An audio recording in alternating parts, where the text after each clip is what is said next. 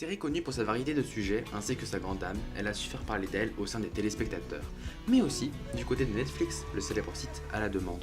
Coucou, moi c'est Linko, et aujourd'hui on va s'attaquer à une série que j'affectionne tout particulièrement et qui d'après moi mérite qu'on en parle plus amplement.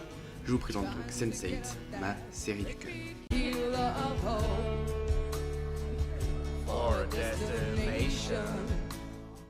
Avant de commencer cette chronique, je voulais préciser que je manquerai beaucoup d'objectivité sur cet épisode.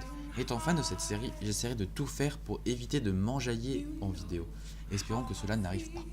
Sense8 est une série narrant l'histoire de 8 personnages de nationalités différentes. Malgré qu'ils vivent tous dans un pays du monde différent, vont se retrouver connectés entre eux par un pouvoir très spécial, les émotions. Je sais. Les connaisseurs de la série seront sûrement en train de me crier dessus, étant donné que j'essaie de résumer un maximum.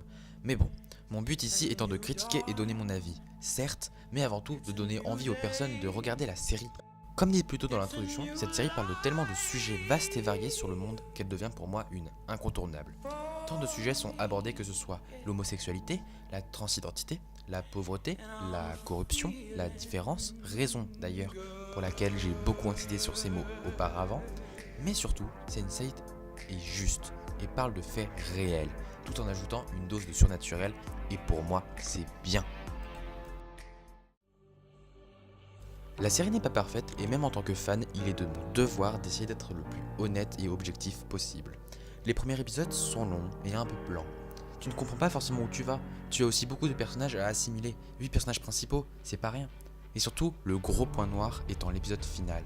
Car oui, cet épisode final est cool, mais d'après moi, Netflix l'a gâché. Pour ceux et celles qui ne le savent pas, Sense8 a su faire parler d'elle par sa sensibilité, mais aussi et surtout pour l'engouement des fans. À la fin de la saison 2, la série avait tout pour présager une 3ème saison. Netflix l'a annulée à cause du coût que cela générait.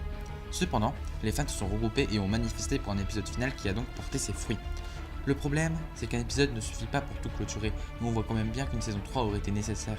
Cependant, les scénaristes n'ont pas eu d'autre choix. Sense8 est pour moi une série incontournable. Je sais que je n'ai pas parlé des personnages en profondeur, ni de l'intrigue, ni de quoi que ce soit en soi. Mais d'après moi, il est important que vous le découvriez et je ne peux que vous y inciter. Cette série m'a accompagné, m'a bouleversé et m'a fait traverser tant d'émotions pour au final me montrer la façon de vivre d'un monde entier. Alors oui, foncez faire ce voyage autour du monde bien assis dans votre canapé. Sense8 m'a fait ressentir ce qu'aucune autre série m'avait fait ressentir et j'espère que ce sera le cas pour vous aussi. N'hésitez pas à me le dire dans les commentaires. Cette vidéo est encore un peu courte et je m'en excuse, je voulais m'assurer que mon nouveau micro fonctionne bien et que je ne sois pas rouillé du montage. Je m'excuse aussi pour les 2 mois d'attente, je ne trouvais pas l'inspiration et je laissais traîner mes projets. Avant de partir, n'oubliez pas de répondre au petit sondage en haut à droite pour savoir si le prochain épisode sera une série ou un jeu vidéo. Et n'oubliez pas aussi de liker, de commenter ou de vous abonner à la chaîne, étant donné que je débute sur YouTube, ça m'aiderait beaucoup. Sur ce, je vous dis à la prochaine, générique!